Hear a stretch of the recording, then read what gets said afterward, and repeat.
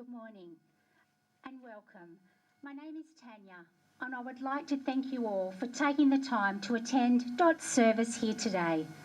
We gather here this morning to say a final farewell to a beautiful lady who has been lost to you all, Dorothy Louisa Johnson, aged 86 years. This time we spend together today is to remember Dot and to allow our sorrow and sadness to surface and be expressed in words, in tears, in reflection, or in whatever way is meaningful to each of us. Dot was a loving and devoted wife to Charles, who's deceased, and a cherished daughter, George! to George, deceased. Sorry.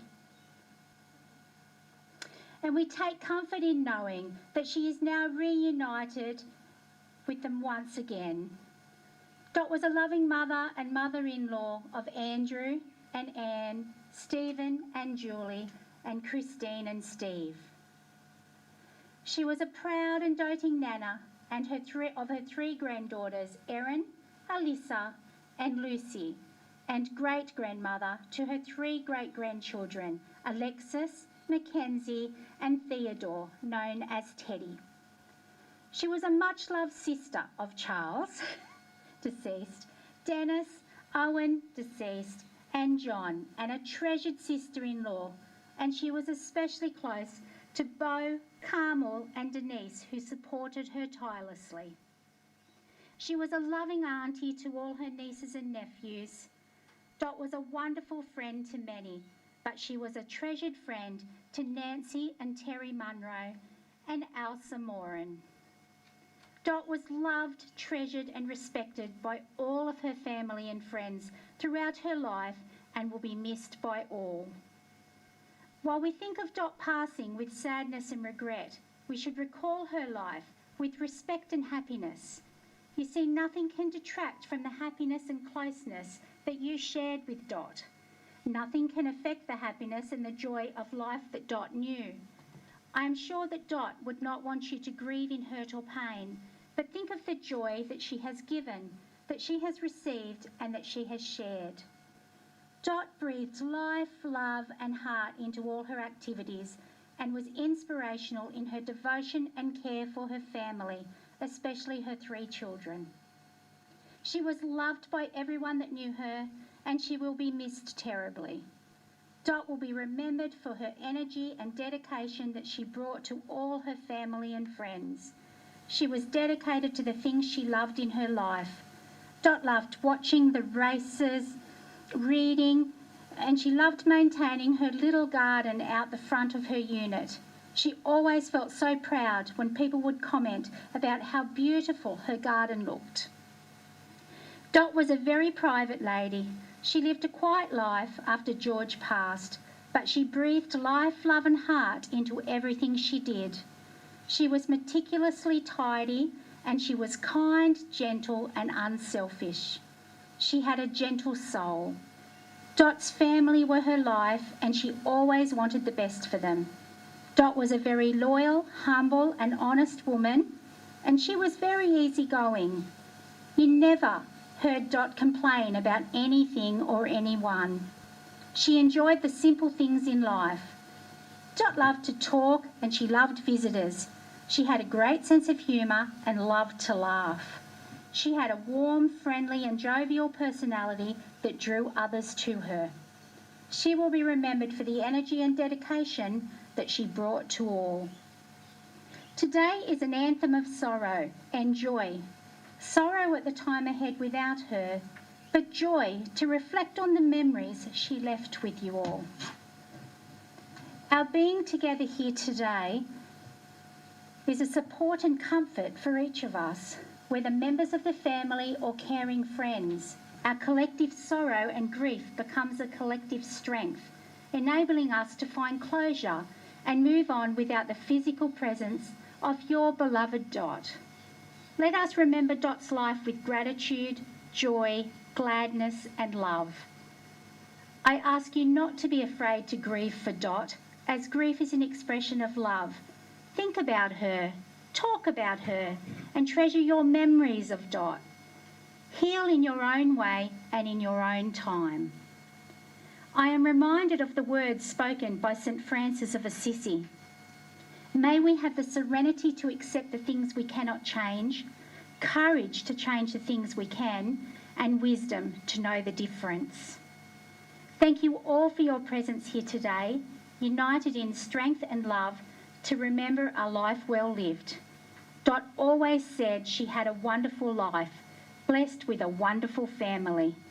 Be grateful that Dot was part of your lives and let her influence, her character, her warmth and her deeds live on.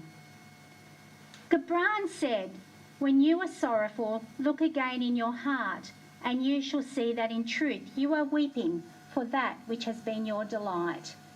And I can see that Dot certainly was a delight to everyone that knew her. I would now like to invite Andrew to come forward to share Dot's life story with us all.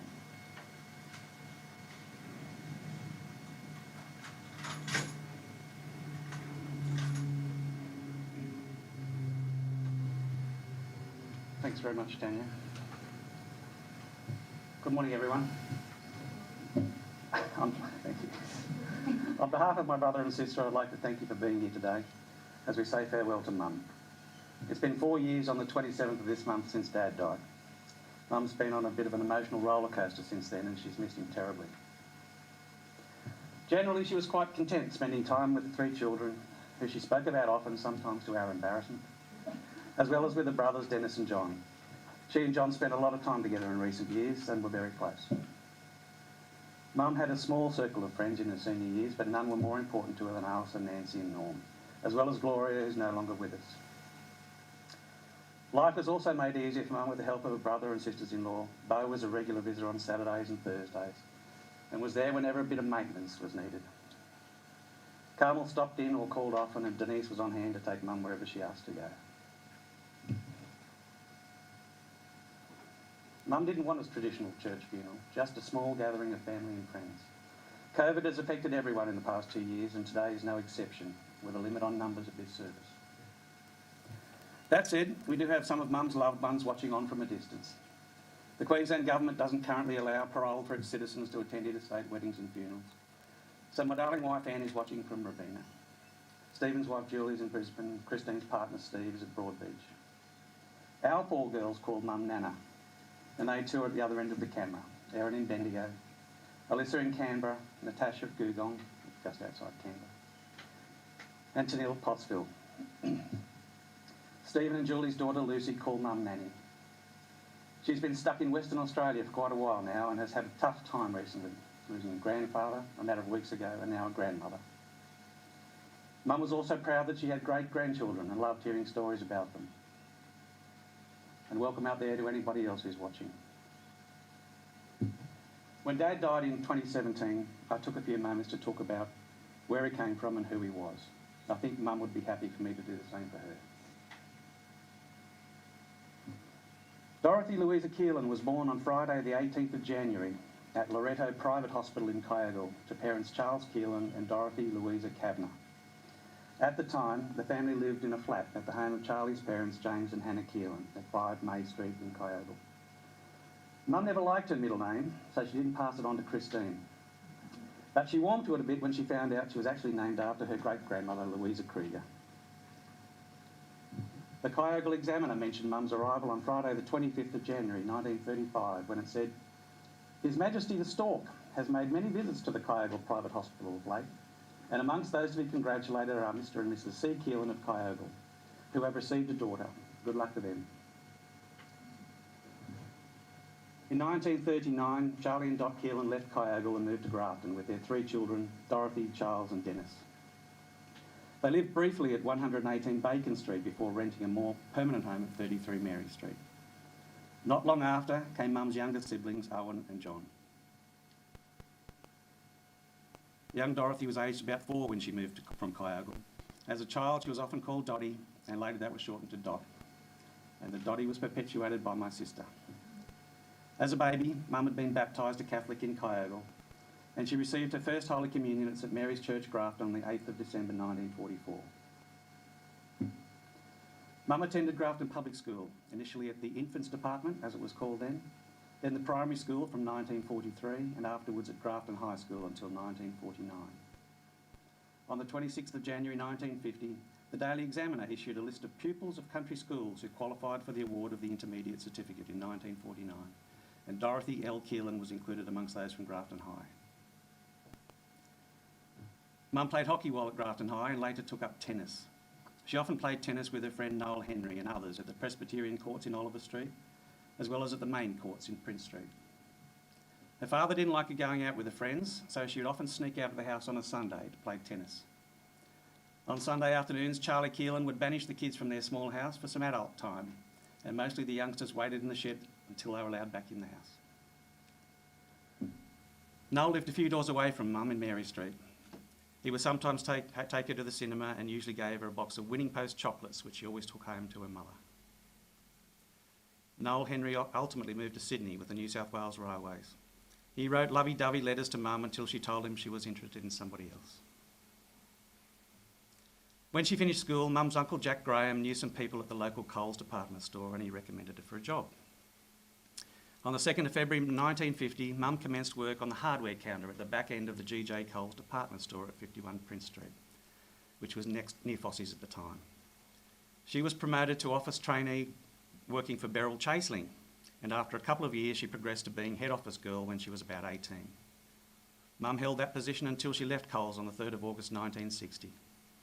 But during her off time at Coles, Mum had a couple of trainee office girls, including Dad's sister Mary Johnson, who worked there after leaving school and before she moved to Sydney, and Gloria Loy, who worked there from the age of 15 and later married John Townsend. Mum often said she thoroughly enjoyed her time working for Coles. She would have worked there right up to just before having me, but her mother became sick, so she had to go to Brisbane to help out. From time to time as a young lady, Mum would walk from her house in Mary Street to Bacon Street where her Grandma Rose and Auntie Nellie lived. When the Fannings building was being constructed on the corner of Bacon and Prince Streets, the builders would whistle out to Dot as she passed and start singing, "Hey, good lookin', what you got cookin'?" which made her hurry on past most embarrassed. Now and then there were other suitors interested in gaining Mum's affections. There was Rodney Darling, who would chase her around the storeroom at Coles and ultimately married Shirley Perry.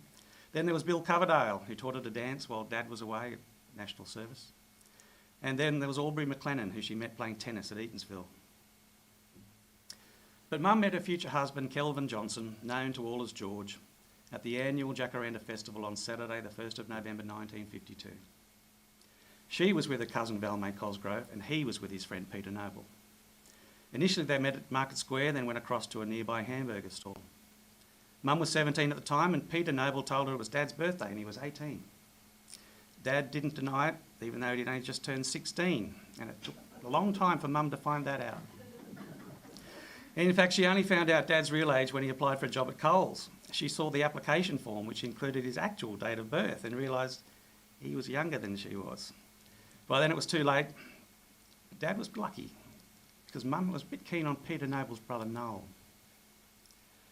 While they were courting, Dad would travel around town with Mum on his bicycle. He attached a board to the bar between the seat and the handlebars and padded it so she'd be more comfortable. The couple regularly played tennis with their friends at various locations around Grafton, as well as at the Mulligans property at OBX Creek. Mum left home at about age 19. Touchscreens.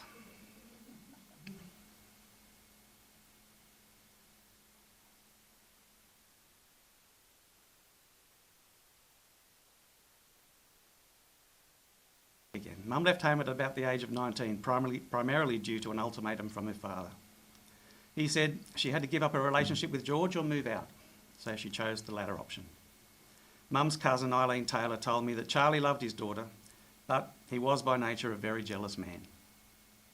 As far as he was concerned, Dot was part of his family, and he really disliked Dad at the time.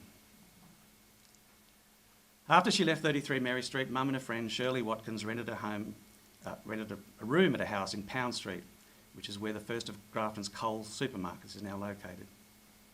Later, Mum and Shirley rented a room in a house at Prince Street owned by Audrey and Don Ross.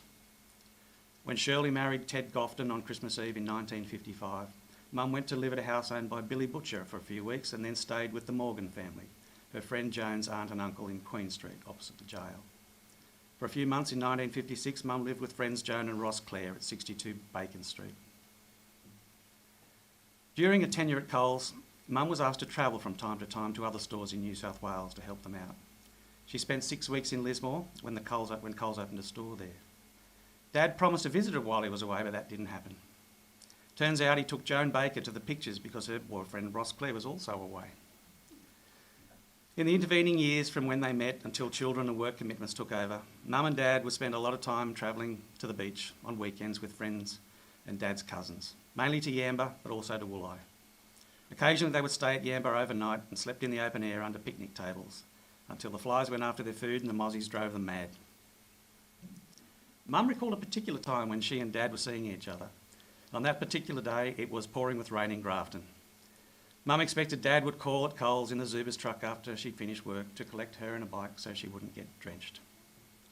As she was standing outside the store under the eaves with the rain coming down, she watched as the Zubas truck went sailing on past. Dad was driving and there were 2 girls in the cab with him, Dottie Gotby and Margaret Hampstead. Mum saw red, so she got on a bike and rode home in the rain. Needless to say, she was soaking wet when she arrived and she was pretty cranky. Dad tried to convince her it was old Nellie Zuber in the truck, his boss's wife, but she wasn't having any of that. Mum didn't speak to him for about a week, but she eventually softened. There was another occasion when, after Mum and Dad had spent some time together, he dropped her off at home, then quietly caught a bus to Copmanhurst with his mate Peter Noble to go to a dance. Charlie Keelan caught them out and dobbed him in. Mum and Dad became engaged on her 21st birthday on the 18th of January 1956. Our grandmother Ruth Johnson put on a combined engagement and 21st birthday party for the couple at 24 Duke Street, which was attended by family and friends. Just prior to her wedding, Mum moved into a flat at 116 Bacon Street, where she and Dad would later live for 4 years. Dad's sister Bernice stayed with Mum for some weeks ahead of the wedding as a chaperone, because Ruth Johnson wasn't going to allow any hanky-panky before they were married. The Bacon Street property was originally a single house, but was later turned into a 2-bedroom house and a 1-bedroom flat. Terry and Nancy Munro rented the larger part of the duplex with their small children, and the 2 couples shared a bathroom. You know what's coming here, Terry. The shower walls didn't reach all the way to the ceiling, and Terry was known to sometimes heave a bucket of cold water over the top just to be helpful. They all remembered lots of great times at Bacon Street playing cards, and Nancy was a terrific cook who could knock up a batch of fresh scones at any time of the day or night. Dorothy Louisa Keelan married Kelvin Joseph Johnson on Saturday the 13th of October 1956 at St Mary's Catholic Church in Grafton, and they honeymooned at Auntie Sissy and Uncle Percy's beach shack at Evans Head. While living at Bacon Street, the Johnsons purchased a block of land in Kent Street from the Hall family for £124, and Dad and Peter Noble grew tomatoes on the block for a while before the house was built. The house at 84 Kent Street took a year to build, with Dad doing some of the labouring work to keep costs down, and it was completed at the end of 1960. Mum and Dad moved into their new home on the New Year long weekend at the start of 1961. Their first child, that would be me, was born soon after in January 1961. Their second child, Stephen, was born 2 years later in April 1963, and their third, Christine, arrived in September 1967. Also in that part of Kent Street were the Munros, the Whitfords, the Ryans, the Crispins, the Coots and the Townsends, as well as others, and they remained lifelong friends. For most of the time, when her children were young, Mum was at home. Once in a while, she helped out at Zuba's cordial factory in South Grafton, and occasionally she helped out as a casual worker at Coles. Mum was a bit of a disciplinarian in the early days, and I'll always have Nancy Munro to thank for me not getting too many floggings. Her weapon of choice for me and Stephen was the feather duster, not the fluffy bit, the end with the cane stick. Generally though, just the threat of the feather duster would sort us out. Dad didn't often get involved with that part of our upbringing. If we did something naughty, he'd say, "Go inside and tell your mother to smack your bum." For many years in the 1960s and early 1970s, the Johnsons joined with several other couples and their families to have Christmas parties. Each would take turns to host the event, sometimes in Kent Street and other times at friends' homes in Grafton and South Grafton. In 1969, when Christine was 2, Mum went back to work on a part-time basis with the Medical Benefits Fund, which operated out of the Gerards of Grafton building. She was offered the job by Shirley Sydenham, who was the sister of her Kent Street neighbour Betty Ryan. Shirley was an MBF claims assessor and ran the Grafton branch for the fund. Mum checked claims, took payments and balanced the cash. Initially she worked only on Fridays, but then moved to 20 hours per week. It was there that she met her close friend Ailsa Moran, who had taken over as the claims assessor from Shirley Sydenham. Mum continued with the MBF until she left to join Dad in the family business at Economy Corner. Mum received a driver's licence at the age of 39 in 1974. She needed the flexibility of being able to drive a car because she was a mum to 3 young kids and worked part-time. Dad was busy at the shop and he got sick of having to leave to call at home to collect her for work and then drop her back after she'd finished. Mum had several learner's permits before she went for a licence, but she managed to get it on the first attempt. Early on, she'd run Steve and me to and from soccer at South Grafton, but her most important role was to take Dad to and from the pub to play cards and the RSL club on Sunday afternoons. Just a couple of years ago, Mum told me about a problem she had trying to park in Prince Street. Apparently some little old lady had parked badly and created a bit of a drama for her. I said, "Mum, you're 83, how old was this little old lady?" I think sometimes she forgot she was an octogenarian herself. Mum started at Economy Corner in July 1975 after the founder of the business, Bob Keynes, retired. She was great in the office, but tended to be a little bit firm sometimes with customers, especially those who had overdue accounts or asked to book up cigarettes or grog on credit. So out would come the frown and the chooky bum face. Mum helped to run the show until it was sold in December 1983 when she too finished work. During her retirement, Mum helped next door neighbour Shirley Whitford with Meals on Wheels deliveries on and off for about 10 years. In recent years, she was a recipient of Meals on Wheels herself and really enjoyed it. In retirement, Mum and Dad did some travelling, such as to Cairns and the Whitsundays in 1992 and 1994, to Tasmania in 2001 with Cheryl and Norm, to the Gold Coast in 2002 and 2007, Western Australia in 2004 on the Indian Pacific with Carmel and Ken, to South Australia in 2006 and Noosa in 2008, plus there were several trips to Canberra. They never travelled outside of Australia, and as they got older, it was often difficult to get George to even travel outside of Grafton. In her later years, Mum's routine was pretty simple and involved a weekly shopping, of recent times with a carer, and a visit to Lorraine, her hairdresser, once a week to get combed up or on occasions coloured or permed. Dad used to refer to it as a visit to the magician. He thought it was the difference before and after was just remarkable. Mum's brother Dennis visited at Kent Street and Alice Street on Fridays, and her brother John was with her often. When the 3 of them would get together, it was hard to get a word in. Dad was never going to leave Kent Street voluntarily, but after he died, Mum bought a 3-bedroom home in Alice Street in 2018. She loved her new home and receiving visitors there. As I moved around town in recent days, finishing up her business, people have been so lovely and complimentary about Mum. She's up there now, cavorting around with Dad. She was much loved and we'll miss her very much.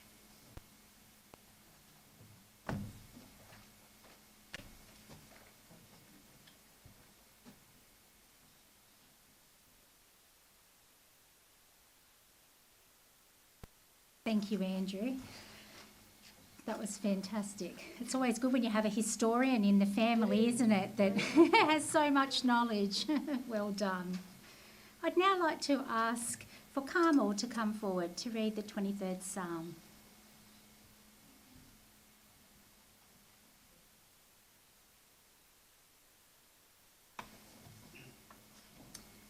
The Lord is my shepherd, I shall not want. He makes me lie down in green pastures. He leads me beside still waters. He restores my soul. He leads me in paths of righteousness for his name's sake. Even though I walk through the valley of the shadows of death, I will fear no evil, for you are with me. Your rod and your staff, they comfort me. You prepare a table before me in the presence of my enemies, and you anoint my head with oil. My cup overflows. Surely goodness and mercy shall follow me all the days of my life, and I shall dwell in the house of the Lord forever.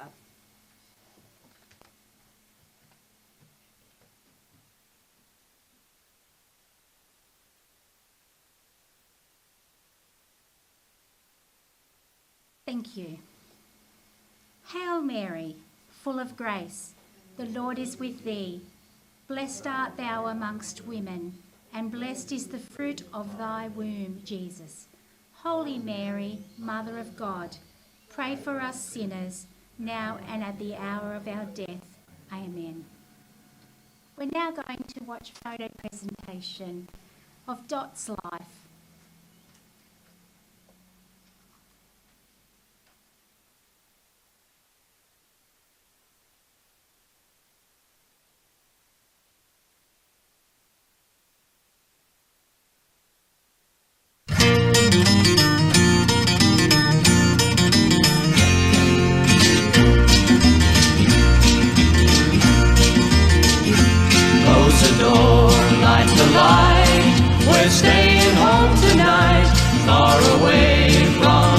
And the bright city lights, let them all fade away. Just leave us alone, and we'll live in a world of our own.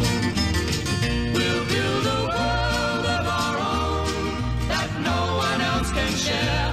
All our sorrows will leave far behind us there, and I know you will find there'll be peace of mind when we live in a world of our own. Oh my love, I cried for you so much. Lonely nights without sleeping while I long for your touch. Now your lips can erase the heartache I've known. Come with me to a world of our own. We'll build a world of our own that no one else can share. All our sorrows will leave far behind us there, and I know you will find there'll be peace of mind when we live in a world of our own.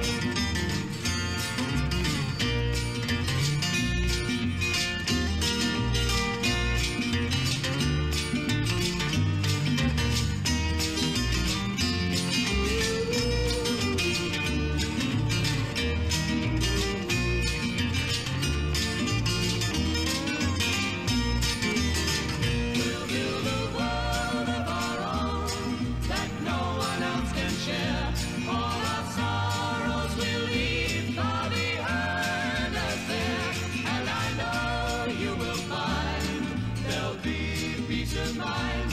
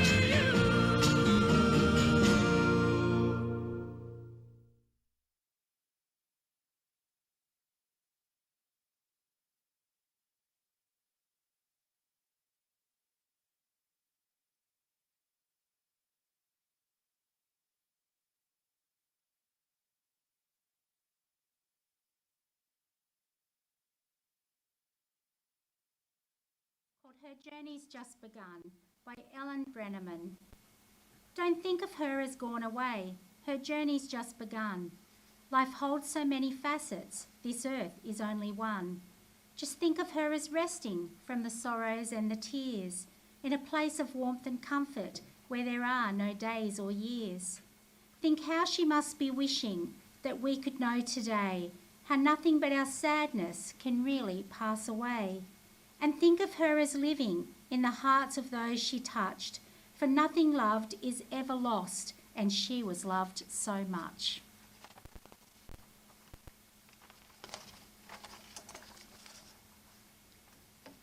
Dorothy Louisa Johnson.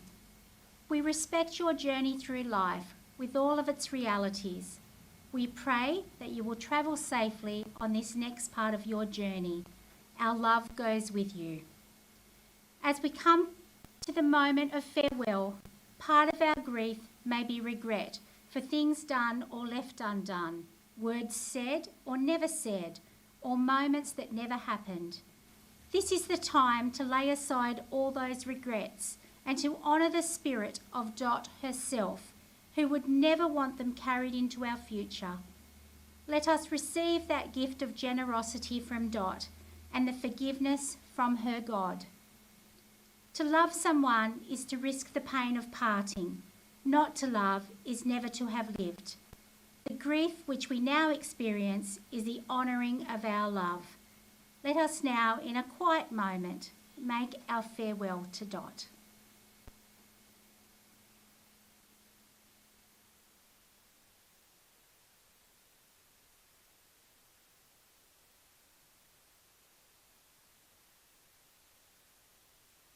Please join me in saying the Lord's Prayer if you would like.